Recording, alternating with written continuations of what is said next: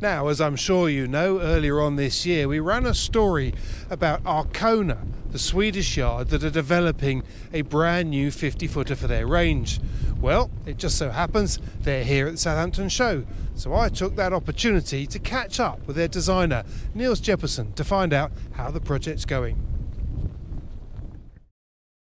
We are, halfway through the development process. Design-wise, we are maybe 70% through the design phase, and right now the hull mold is being laminated presently. You will see some footage of the very beautiful built hull block, and in this moment here, I think they are finishing the deck block, machining of the deck block, and we have a hull liner and a deck liner under construction, in the machine in the next months. So hopefully in mid-November we hope to see the first hull out of the mold, and then we start putting in the internal structure and the steel frame and the engines and the tanks. And so hopefully we are on schedule for a launch like March next year, March-April next year. Oh, right. And still hope that we have two boats on the water before we go on summer holiday. Oh, fantastic. Good. Now, when we were talking earlier on this year, it was quite clear that things were still evolving, and particularly with the accommodation. What are the things that have changed since we last had a chat? We have changed a few things around the galley.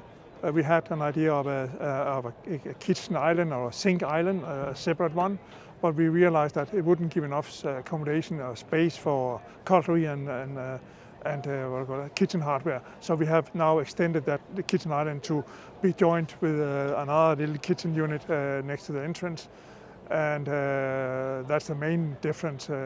We are just refining the details. We haven't changed the main picture, so we are working on details right now.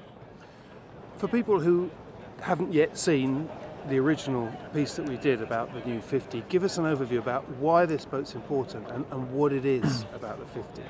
The main thing is that people on board have a nice home at sea. To be able for people to handle relatively big boats, short-handed, that is still very important. So everything, push button, furling, well-functioning furlers for the head sails and for the mainsail. That is the main driver of at least the market I am in. This boat is built not in hundreds, it's built, let's say, maximum 5 to 10 a year by real craftsmen, and with a lot of hand finishings, the lacquer details and the fiddle details, things like that. And I know from being on board Arconas here on a few boat shows, what people really notice is that these boats they're a bit different to the mass-produced boats, and I think that would make a difference.